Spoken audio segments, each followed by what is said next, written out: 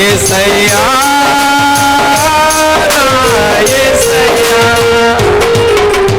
ఆధారం నీవే యేసయ్యా, నాకు ఆనందం నీవే యేసయ్యా, ఆధారం నీవే యేసయ్యా, నాకు ఆనందం నీవే యేసయ్యా. నీకు ఆధారం ఎవరు? నీకు ఆధారం ఎవరు? ఎంతకాలం నువ్వు అనుకున్నావు మా ఊళ్ళు చాలా మంది ఉండారు, మా ఊళ్ళందరూ నాకు ఆధారం అవుతారు అనుకున్నావు కదా. మా ఇంటి పేరటోళ్ళు బోళ్ళు మంది ఉండారు, వాళ్ళే నా ఆధారం అనుకున్నావు. నా సర్కిల్ చాలా పెద్దది, నేను ఒక్క మాట చెబితే వాళ్ళందరూ నాకు ఆధారం అవుతారు అనుకున్నావు, వాళ్ళే నీ ఆధారం అనుకున్నావు. కొంతమంది మనుషులు చూసుకొని గర్వపడతారు, కొంతమంది డబ్బులు చూసుకొని గర్వపడతారు, కొంతమంది హోదాను చూసుకొని గర్వపడతారు. అసలు చూడాల్సింది ఎవరినంటే ఆయన సన్నిధిని నువ్వు చూడాలి, దేవుని సన్నిధి. అబ్రహాముకి పశువులు ఉన్నాయి, సంపదలున్నాయి, భూములున్నాయి, ఎంతో ఆస్తిపరుడు. కానీ అవన్నీ ప్రక్కన పెట్టి నీ సన్నిధి నాకు కావాలయ్యా అని అబ్రహాము దేవుణ్ణి అడిగాడు. దావీదును దేవుడు ఎంతో దీవించాడు, సింహాసనాన్ని ఇచ్చాడు, రాజ్యాన్ని ఇచ్చాడు, సైన్యాన్ని ఇచ్చాడు. అవన్నీ ప్రక్కన పెట్టి నీ సన్నిధిలో నుండి నన్ను త్రోసివేయకుమయ్యా అని దావీదు గారు అడుగుతున్నాడు.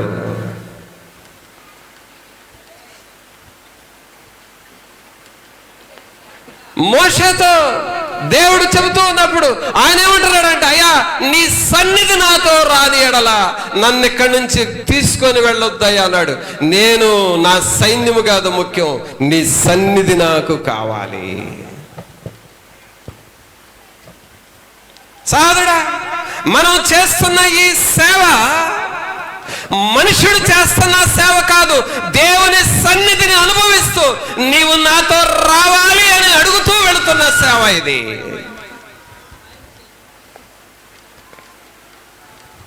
ఈ సేవ అనే ప్రయాణంలో ఆయన సన్నిధి ఉన్నది.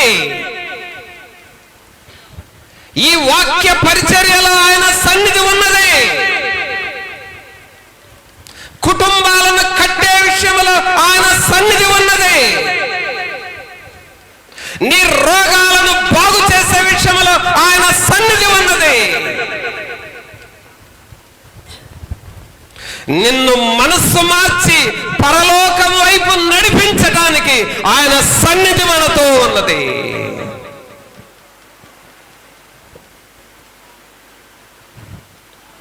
నేను దినదినము ప్రభుతో చెప్పేది అదే, ప్రభువా నీ సన్నిధి మాకు తోడుగా ఉండాలి. ప్రజలు రక్షణలోనికి రావాలి, మీ సన్నిధి కావాలి. కుటుంబాలు కట్టబడాలి, మీ సన్నిధి కావాలి.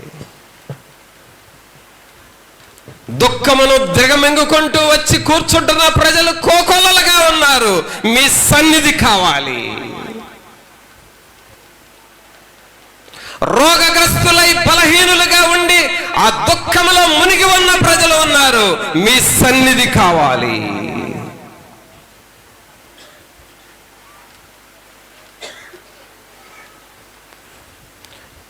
ఆయన సన్నిధిని మనం అనుభవించాలి. సోదరుడా సోదరి, నీవెక్కడి నుంచి ఈ మెసేజ్ విని ఇంటికి వెళ్ళినా సరే, ఊర్లకు వెళ్ళినా సరే, ఆయన సన్నిధి నీతో రావాలి.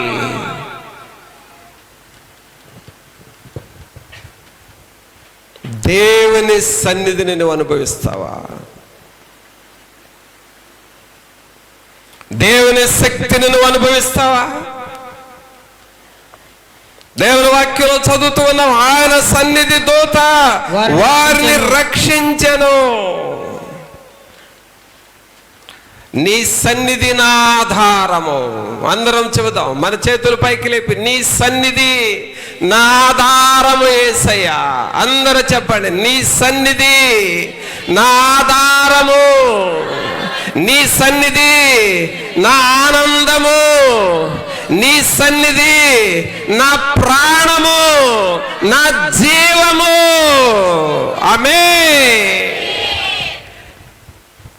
ఆధారం నీవే యేసయ్యా, నాకు ఆనందం నీవే యేసయ్యా. ఆధారం నీవే యేసయ్యా, నాకు ఆనందం నీవే యేసయ్యా. ఆత్మను ఊదావు, ఆయుష్ పోసావు. ఆత్మను ఊదావు, ఆయుష్ పోసావు. ఆనందముతో జీవించమన్నావు, ఆనందముతో జీవించమన్నావు. యేసయ్యా, యేసయ్యా, యేసయ్యా,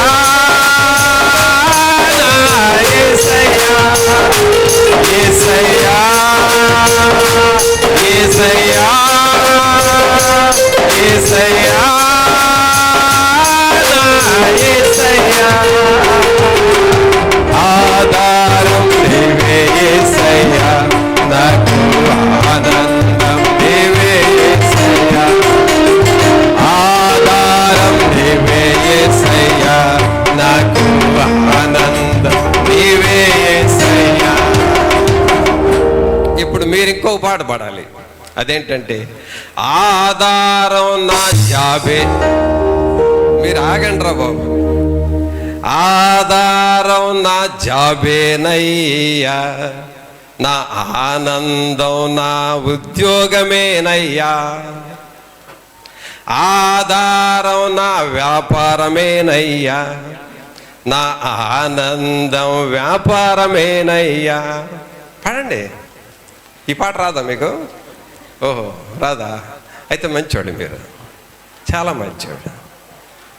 ప్రియులరా, ఆత్మను ఊదావు, చెప్పండి, తర్వాత ఆయుష్ పోసావు. ఇక్కడ కూర్చున్న వాళ్ళల్లో ఎప్పుడో చావాల్సిన వాళ్ళు చాలామంది ఉన్నారండి. ఇక్కడ ఎప్పుడో చచ్చిపోయి ఉండాల్సిన వాళ్ళు చాలామంది ఉన్నారు.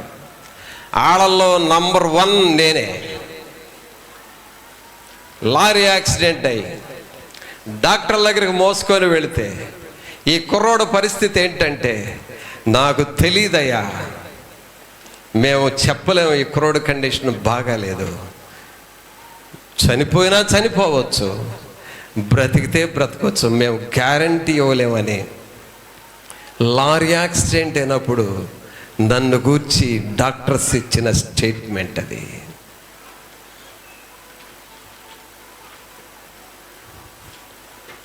హార్ట్ అటాక్ వచ్చినప్పుడు చనిపోయినా చనిపోవచ్చు, దారిలోనే, హాస్పిటల్కి వెళుతున్న దారిలోనే చనిపోవచ్చు అని నన్ను గూర్చి డాక్టర్స్ ఇచ్చిన స్టేట్మెంట్ అది. కరోనా వచ్చినప్పుడు ఏమైపోతాడో, తిరిగి వస్తాడో లేదో, ప్రక్కనున్న బెడ్ మీద ఉన్న వాళ్ళందరూ చనిపోయిన శవాలను చూసుకుంటూ కొన్ని దినాలు శవాల మధ్యలో నేను బ్రతికాను. ఆయన ఆత్మను ఊది, ఆయన శక్తిని నాకిచ్చి, ఆయన ఆయుష్ను పోసి, ఆయన సన్నిధిలో నన్ను ఉంచాడు. సాధుడా, సాధుడు, ఒక్కసారి జ్ఞాపకం చేసుకో. నీవు కూడా ఒకప్పుడు ఇలాంటి స్థితిలో ఉన్నావు. ఆయన సన్నిధిని వదిలిపెట్టి ఎక్కడికి వెళ్ళగలవు? కరెంట్ షాకుల నుండి తప్పించలేదా దేవుడు నిన్ను? రైలు ప్రమాదాల నుండి, కారు ప్రమాదాల నుండి, రకరకాల ప్రమాదాల నుండి నిన్ను దేవుడు తప్పించలేదా?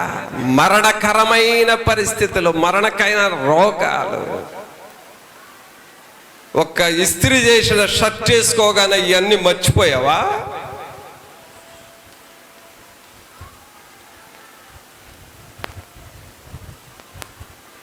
ఒక క్రొత్త బట్టలు కొనుక్కోగానే దేవుడు చేసిన మేళ్ళన్నీ అయిపోయినాయి అనుకున్నావా? ఆయన సన్నిధిలో ఉన్న దూత నిన్ను రక్షించెను. ఆయన సన్నిధి దూత నిన్ను కాపాడుతా ఉన్నది. గమనిస్తున్నావా?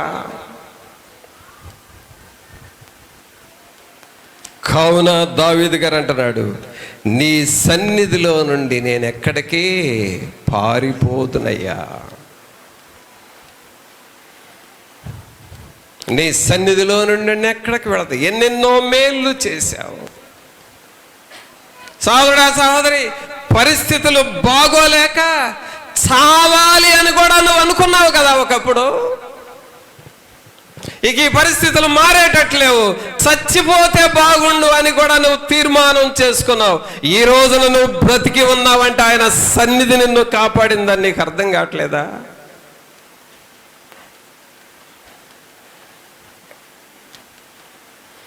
అందుకనే మనం ఆయన సన్నిధిని అనుభవించాలి. అబ్రహాము దేవుని సన్నిధిని అనుభవించి ఆశీర్వాదింపబడినాడు. దావీదు గారు దేవుని సన్నిధిని అనుభవించి అభివృద్ధి చెందినాడు. అనేక మంది భక్తులు ఆయన అనుభవించి గొప్ప కార్యాలు చూశారు. నీవు నేను ఆయన సన్నిధిలో ఆయనను అనుభవిద్దామా? దేవుని వాక్యంలో ఇంకొక మాట చూద్దాం, చూడండి.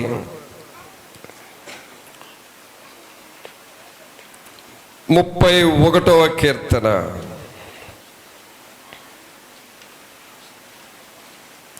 31వ కీర్తన.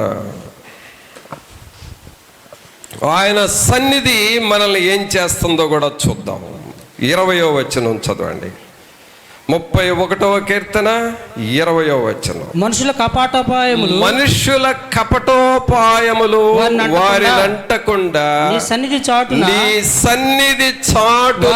వారిని దాచుచున్నావు. బా, ఎలాంటి మాట చూడండి. గోల్డెన్ వర్డ్స్ అండి ఇది. బంగారపు మాట ఇది. 20వ వచనం చదవండి. మనుషుల కపటోపాయములు వారిని అంటకుండా నీ సన్నిధి చాటున వారిని దాచుచున్నావు. సోదరుడా, సహోదరి, మనుషుల కపటోపాయములు అనగా నీకేదో నష్టము చేయాలని, నీకేదో కీడు చేయాలని రకరకాల కపటోపాయములు, కపటపు ప్లాన్స్ వేసే మనుషులు కూడా లేకపోలేదు. నీవు చేస్తున్న జాబులో నీకు సమస్యలు సృష్టించే వారు తయారవుతారు. నీవు చేస్తున్న వ్యాపారాన్ని దెబ్బతీయాలని ఉండేవాళ్ళు చాలామంది ఉంటారు. నీవు చేస్తున్న పనికి నష్టము కావాలని కోరుకునే వాళ్ళు ఉంటారు. మనం చేస్తున్న దేవుని పనిని కూడా అడ్డగించాలనుకునే వాళ్ళు కూడా ఉంటారు. మనుషుల కపటోపాయములు రకరకాలుగా ఉంటాయి.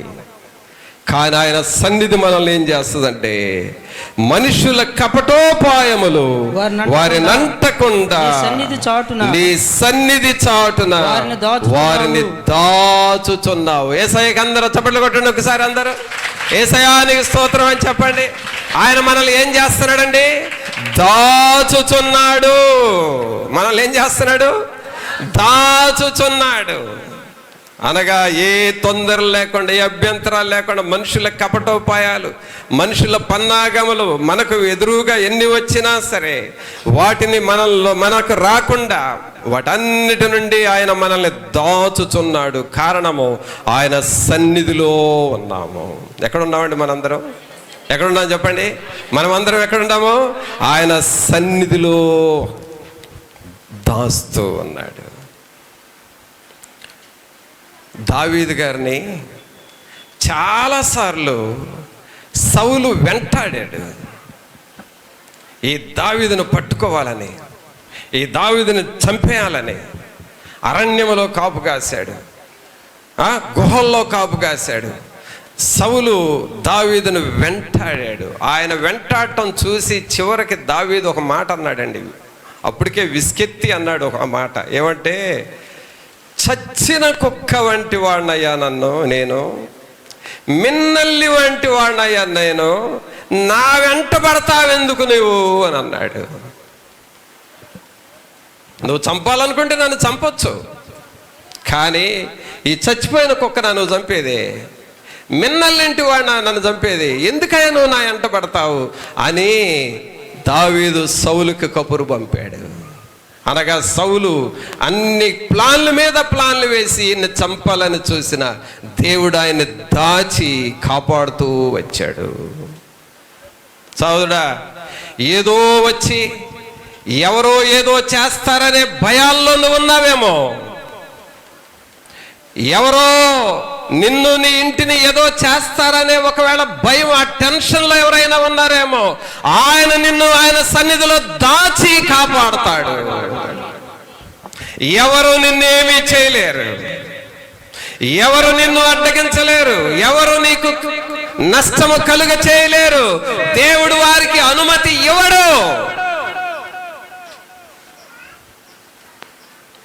వాళ్ళు ఏమైనా నాకు నష్టము కలిగించే ప్లాన్లు వేసి నన్ను ఇబ్బంది పెడతారేమో టెన్షన్ పడుతున్నావేమో, ఒకవేళ సాతానుడు నీకు ఆ టెన్షన్ ఉంచేడేమో, దేవుడు అంటున్నాడు వారిని నేను నా సన్నిధిలో కాపాడుతానని చెప్పు అంటున్నాడు.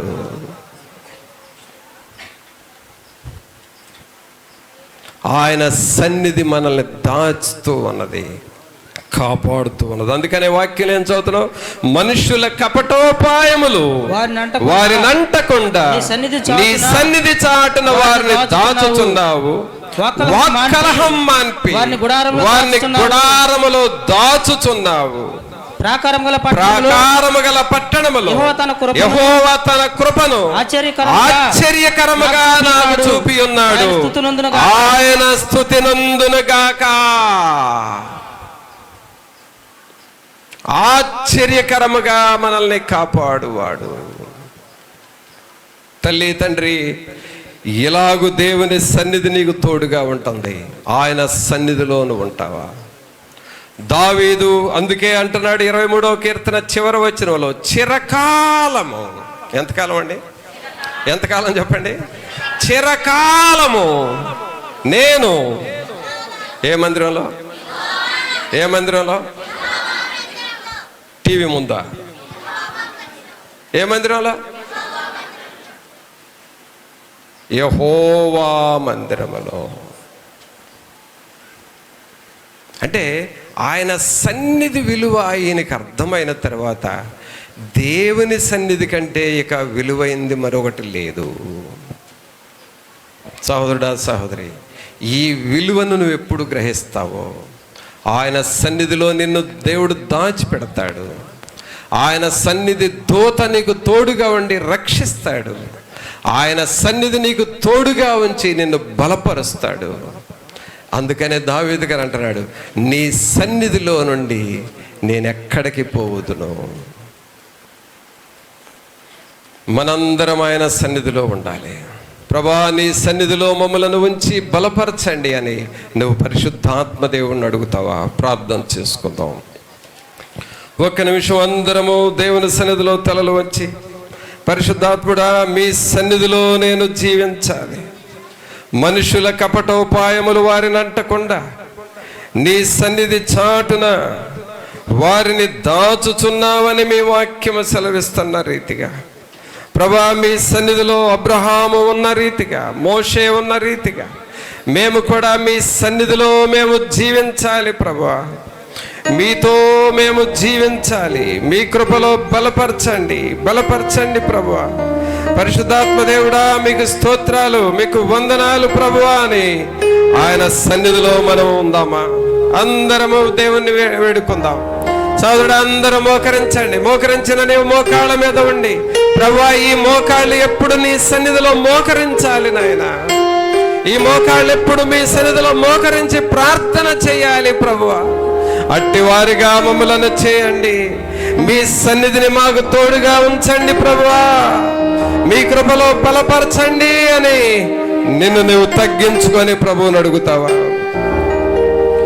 ఎన్నెన్నో ఎక్కట్లు బ్రతుకులో వచ్చి నిన్ను విడువా విడువానయ్యా, ఎన్నెన్నో ఎక్కట్లు బ్రతుకులో వచ్చే నిన్ను విడువానయ్యా, రక్తము చెంది సాక్షిగా ఉందు నిశ్చయం నిశ్చయమే, రక్తము చెంది సాక్షిగా ఉందు నిశ్చయం నిశ్చయమే, రక్షకుడా యేసునాథా ఆరాధనా ఆరాధనా, రక్షకుడా యేసునాథా ఆరాధనా ఆరాధనా, ప్రియుడని ప్రేమ పాదములు చేరి నెమ్మది నెమ్మది, ఆసక్తితో నిన్ను పాడి స్తుతించే ఆనందం ఆనందమే,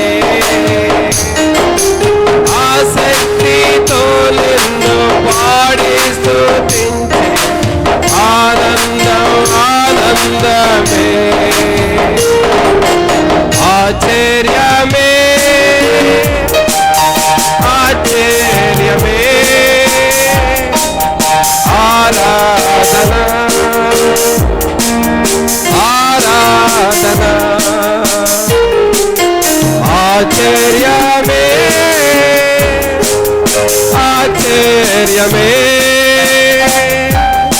ఆరాధనా ఆరాధనా. ఆయన సన్నిధిని నేను అనుభవించాను. పరిశుద్ధాత్ముడా, మీ సన్నిధిని అబ్రహాము వలె, దావీదు వలె, పౌలు గారు వలె, మీ భక్తుల వలె నేను మీ సన్నిధిని అనుభవించాలి ప్రభువా. మీ సన్నిధి మాకు తోడుగా ఉండాలి అని నువ్వు ప్రభువుని అడుగుతావా? పరిశుద్ధుడు అయిన మా ప్రభువా, మీకు స్తోత్రాలు వందనాలు చెల్లిస్తూ ఉన్నాము. మహోన్నతుడా మా ప్రభు అయిన యేసు, మిమ్మల్ని స్తుతిస్తూ ఉన్నాము. మీ సన్నిధిలో నుండి మమ్మలను ప్రక్కకు పోనివద్దు ప్రభువా. మీ సన్నిధిలో మమ్మలను దాయుచున్న దేవుడు, కాపాడుచున్నవాడు. మీ సన్నిధిలో బల ప్రభావములు ఉన్నాయి. మీ సన్నిధిలో సంపూర్ణ సంతోషము గలదు. మీ సన్నిధిలో మేమున్నప్పుడు మీ ఆత్మను ఊది మాకు ఆయుష్ పోయిచున్న దేవుడవయ్యా. మీరు ఆయుష్ పోయబట్టే మేము జీవించున్నామయ్యా. మీకు స్తోత్రాలు, మీకు వందనాలు. ఈ ప్రియులను మీరు దర్శించండి. దేవుని సన్నిధిలో వీరిని స్థిరపరచండి, వీరిని నాటండి. మీ కొరకు ఫలించువారిగా చేయండి. ఈ వాక్యము అందరి హృదయములో నిలిచి ఫలించులాగునా చేసి, ఈ వాక్యము రాబోయే కాలంలో ఏ ప్రాంతాల్లో ప్రజలు విననై ఉంటున్నారో ఆ విననై ఉన్న ప్రజలందరినీ మీరు దర్శించి మీ సన్నిధి, మీ సమాధానం ప్రతి ఒక్కరితో ఉండి ఫలించులాగునా చేయమని నజరేయుడైన యేసు నామమున అడిగి వేడుకొనుచున్నాము తండ్రి. ఆమేన్. మన తండ్రి అయిన దేవుని ప్రేమ, కుమారుని కృప, పరిశుద్ధాత్మని యొక్క సన్నిధి, ఆయన నిత్య సహాయము సహవాసం మనందరికీ తోడుగా ఉండి నడిపించును కాక. ఆమేన్. మంచిది ప్రియులారా, అందరికీ వందనాలు.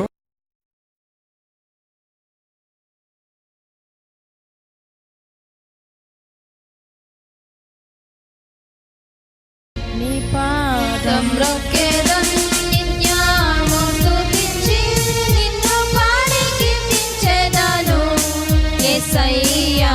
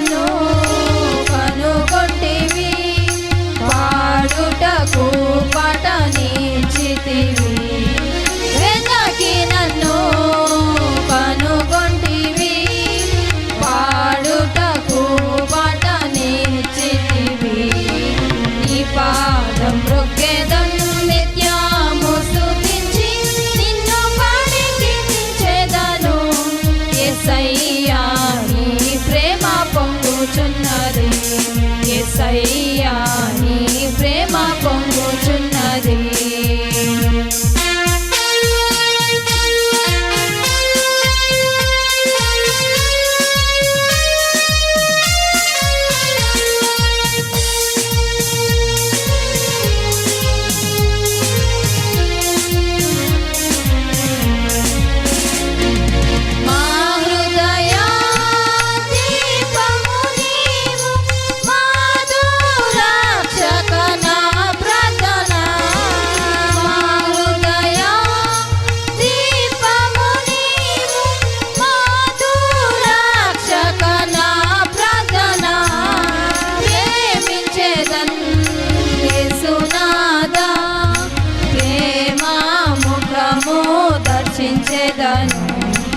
ప్రేమించేదన్ యేసునాదా, ప్రేమ ముఖము దర్శించేదము. నీ పాదం రొక్కేదం నిత్యము స్తుతించి, నిన్ను పాడి కీర్తించేదను. యేసయ్యా నీ ప్రేమ పొంగుచున్నది, యేసయ్యా నీ ప్రేమ పొంగుచున్నది.